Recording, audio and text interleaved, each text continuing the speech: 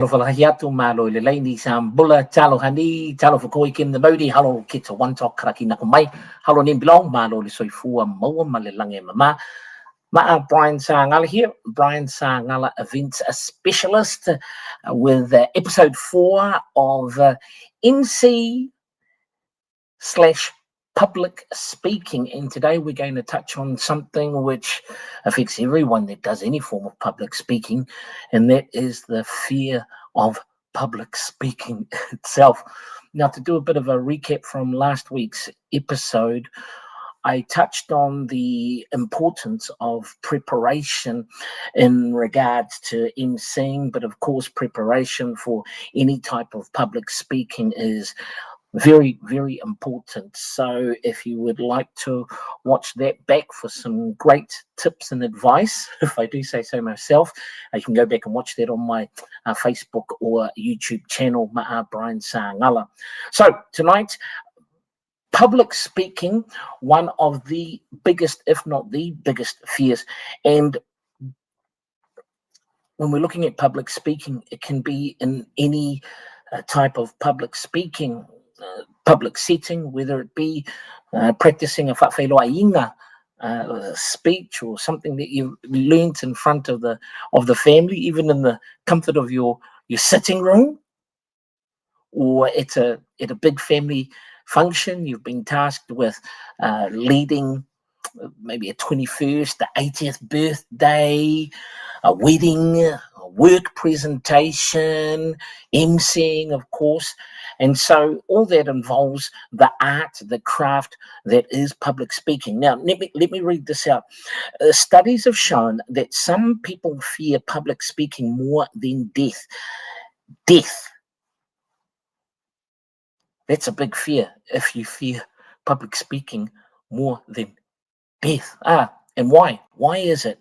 Well, one of the main things is people fear being judged. I'm just like everybody else. Of course, I care what people think about me when I'm standing up on the stage about to lead an event. But I think because of a lot of experience, of course, 30 plus years now doing emceeing and public speaking in the area of broadcasting, 9 years at Pacific Media Network has helped me immensely. And then, of course, the gifts and the talents that I've been blessed with, I believe that I have been blessed with, and with a gift in the area of mass communication, one-on-one, being able to emote, being able to articulate thoughts, express myself freely, and freely being myself, and freely being confident in who I have been created to be while walking in the gifts and talents that I've been blessed with. Another reason, fear of messing up. I know if it's something, well, not just with us as Pacifica, but you're scared that you're going to fluff up. You've done all this preparation, and of course, this has happened to me a number of times over the years, where you just want everything to go right, everything to go perfectly. You want to cross all the T's, you want to dot all the I's, and then you get up, you make a mistake, and then depending on your thought process, it can quickly go downhill from there. And I'm going to highlight an example of that, a very big example of that from my own personal experience emceeing an event in Samoa back in 2013. And the spotlight anxiety is similar to being judged, whereby you are in the spotlight and all eyes are on you. Just like Tupac said, only God can judge me. No, but all eyes are on you. Everybody is focused on you. They are waiting to hear you say something. If you are emceeing, you are pretty much the face, the voice of an event on behalf of the organizers. And so there is a lot of pressure and a lot of responsibility that goes with that as well. I was just thinking also about public speaking in terms of our culture as Pacifica. We have a great oratory tradition, being passed down from generation to generation, and that also just crossed my mind too. big part of public speaking can also active listening. One of the things that a lot of non-Pasifika don't get, and I don't know if it's as big now as when I was younger growing up, but many people say, "Oh, are you actually paying attention?" Because they'll see you either in class or at an event and you're looking at the floor or you're looking down, and people can misconstrue that or misunderstand you looking at the ground as not listening. But whether it's the way we're wired as Pasifika or it's something that's been modeled to us with each generation, and I did it just the other day, yesterday, when we were having our online family mafukanga, and while a lot of my older cousins and that were talking, I was just looking down. I was looking down, but I was intently focused on what was being said. So maybe physically it looked like I wasn't listening, but no, I was right there. I was present. And so maybe that's something for teachers that are watching. If you teaching students of Pacific heritage, and you wonder why do they look at the floor like that? It's just one of those things that we do. Just like being amazing at sports and singing and entertaining and whatnot. I digress. Now, let's take a look at some ways that you can overcome fear, that fear of public speaking.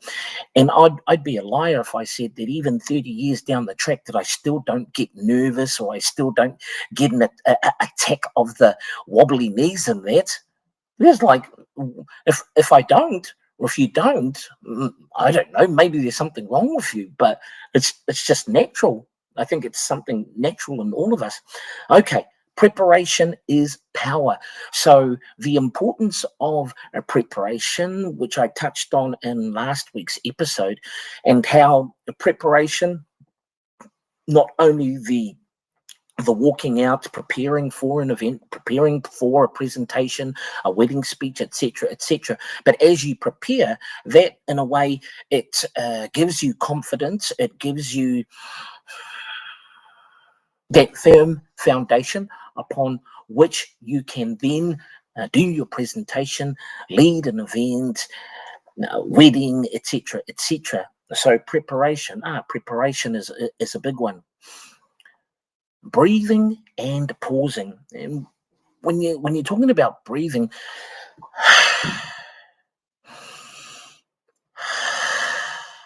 even before giving your presentation, centering oneself physically, standing, maybe rolling back of the shoulders and just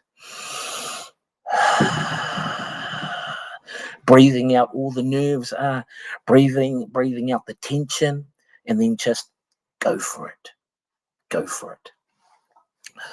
What can help a lot of people, and something that I still employ as an MC and speaking in public spaces, practicing, it goes hand in hand with preparation, whether it's talking in the mirror, just located behind me here on my right, your left. I'll practice something until it's second nature. Whether it be a greeting. Kiribas. Kem ne benen ne mauri in tinga bong mit kure bis na koimi. Mr. Rabai Bukin, Rokumis, no Benin, take away Minakabaya, Timodi, Tiroi, Titaba more. It flows off, off the tongue and the lips. But there's been thousands and thousands of repetitions over the years, which people haven't seen, that have led up to it coming across as natural. One more. Because it's the latest one that I learnt, and again, Alfie Prasad, my good friend from PMN Rotuma, Sete ningangaj ne opomia I noa ia e Maori. Islan wan wa ia se oitu, e reko on ononom okinga, se os mai te tua tokoa is poma hele se terora te I. Wanafli on your hoipoanga, se te ne os ngangaj atokoa, fikau me rotu, makoinang atokoa ne opomia I, fa ningangaj oitulu ononom ek, os tiengsiatis, faexia.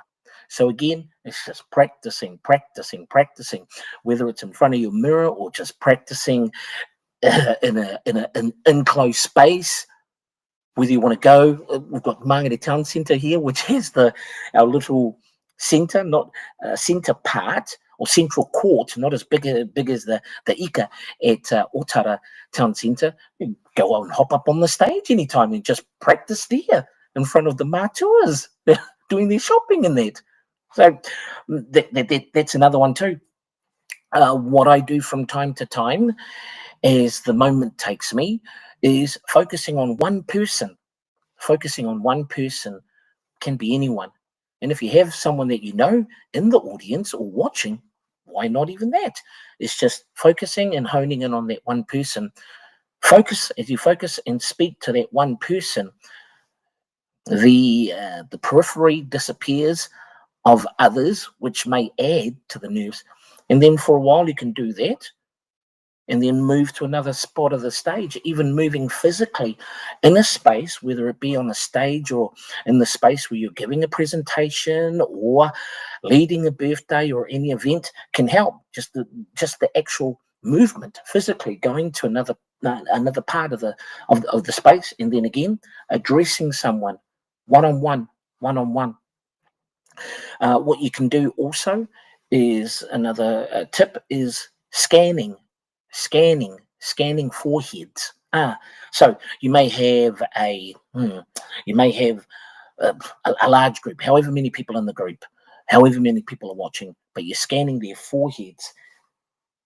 For me, as an audience member watching, it'd be like, oh, okay, then they're speaking directly to me. But what they don't know is that physically, you're actually looking at their foreheads.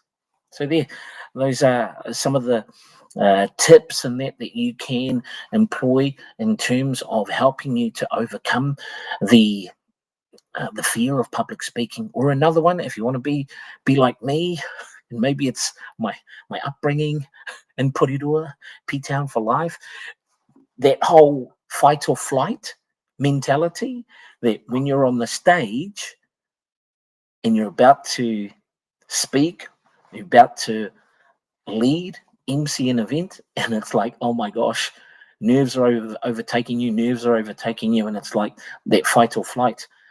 Me, I always go with the fight.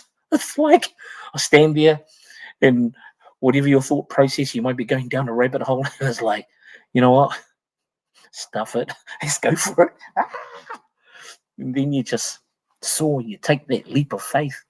But again, a word or an encouragement that was given to me at drama school a number of years ago by a late drama teacher, saying about when you're in the light, be in the light. So if you think of that spotlight, is that when you step into it, when you step in front of the audience, just receive it, be in that moment, and being very appreciative of being given the opportunity.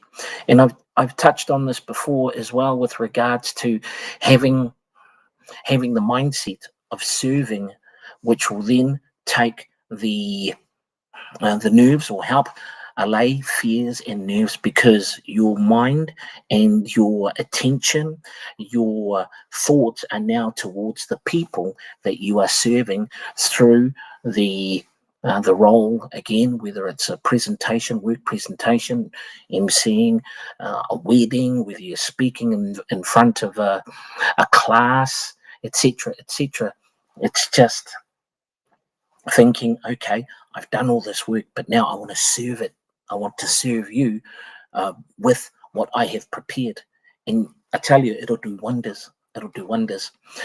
Now, when it comes to the fear of public speaking, there is an example that I cite so many times over the years, because I took away such a big lesson from this. And sadly, it was a lesson that I learnt in front of the whole of Samoa, or whoever was watching, in June 2013, when I was co-emceeing Miss Samoa, I think New Zealand 2013.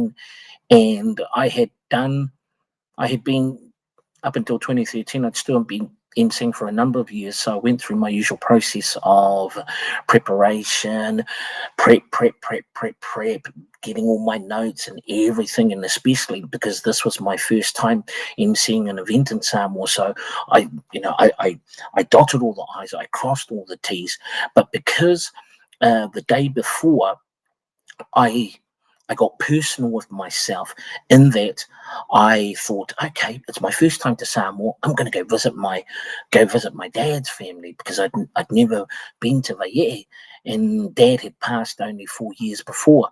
And so I went to Vaiere, didn't know where I was going, ended up finding my grandpa's place that he built, beautiful Palangi house, and I stayed there, I think, a night or two, and hung out with one of the nieces, and it was amazing, and I loved it, and I had a great time. And I justified the day of the event as I arrived and was given very strong looks from people about, what the heck, where have you been, sort of thing. But I had confidence in myself that, hey, I've done all the prep. It's all good, guys. I got this. Only that when it came to the start of the event, and as I walked down the runway there at NUS, stood there in front of many dignitaries, members of Parliament, the creme de la creme of Samoan society. Even my uncle and auntie were there. He was high in Ministry of Education at the time, and I was like, I got this. And then I did my usual intro, one that many of you would have seen, the in the stone. Yeah, got to the front, and as I stood at the beginning, at the head of the runway, at the top of the runway, head of the runway, it was like, and I lost it. I forgot everything. And then just fear overtook me in the biggest way. And it was from there, it was, as you well know, and for those of us that MCs that have done MCing for a while, the beginning and the end are all important. You can sort of make up in the middle, but if your beginning and your ending are quite weak, well, it's a long night ahead. And that's what happened to me. I forgot my all-important whawhailua inga, which I had learned by heart over 2-3 months prior, and one stuff up, and the mindset just went downhill from there. And it was saying that it took me a few months to recover, nearly a year that I didn't do any or said no to many events, until finally I started small with a small intimate community event for a local ECE in Manurewa. And then praise the Lord, it was like, okay, back on the horse, and it was just as what is that, normal, back on the bike, if you will. Everything came back to me, and it was amazing. But I learned a very important lesson about if you are going to be emceeing an event, focus on the event firstly, and if there is time afterwards, then feel free to go and visit family, hang out, and do all that stuff, but never beforehand, especially if you're getting paid. Well, even without getting paid, it's just having that integrity to do the very best that you can. So there you go. So that is overcoming fear. If there are any topics that you would like me to touch on, I'm sorry I don't have comments open for this particular live, but if there's anything that you would like to touch on in future episodes with regards to emceeing, public speaking, feel free to write in the comments, or you can PM me, and I'm more than happy to. If there's anyone you would like me to speak to, or if there's any, hey Brian, I'd like to come on and share a bit, but of course I've got to vet you. Okay. No. Come on, man, gotta have some fruit. And in saying that, sharing from 30 years of experience as an MC, broadcaster, creative, etc. So I have a little bit of experience upon which I can share this knowledge freely with you. So I thank you everyone for watching. I really appreciate it. Now I've got to read out these call to actions. For those watching on YouTube, if you found value in this, please hit the subscribe button and notifications for upcoming lives. So every Monday I'm looking at doing lives, and Wednesdays for Talanorm One, we will speak with members of our Pasifika community or organizations doing great things in our Pasifika global diaspora, if you will. Now, for those watching on Facebook, subscribe. You can still subscribe. I'm still getting friend requests, which is odd because I thought I had changed the settings where it's my Facebook is now a public page. So, but hey, feel free sending through those friend requests. But if you're one of those, man, I've had a few of those come through. People messaging you with their, oh, you only need to pay, or can you please deposit money into this? I'm like, what the heck? So those ones are automatically blocked. And LinkedIn as well. Drop a link or a repost or a comment in that. Also looking at with regards to Talanorm One Talanorm, my apologies, on Wednesdays, incorporating speaking with members of my network on LinkedIn and that. So for those watching on LinkedIn, YouTube, Facebook, if there's someone you feel, man, who would add value or doing amazing things in the Pasifika global diaspora, because that's my niche, my target market in that. So feel free to send through a message me, and I'd love to to get them on to share their stories as well. Okay then, well, that's me for the night. As always, like to end in prayer. Father, I thank you for every person that watches this episode this evening. I pray you're covering, your blessing over the families, hedge of protection, and Father, as always, for our young ones, praying your fulfilling of purpose for our future world changes, Father, and that they would know how much they are loved, seen, and heard, Father, by you, and knowing the great things that you have in store for them. I pray, I ask, I declare these things in Jesus' name. Amen. Okay then, family. Well, God bless and enjoy the rest of your evening.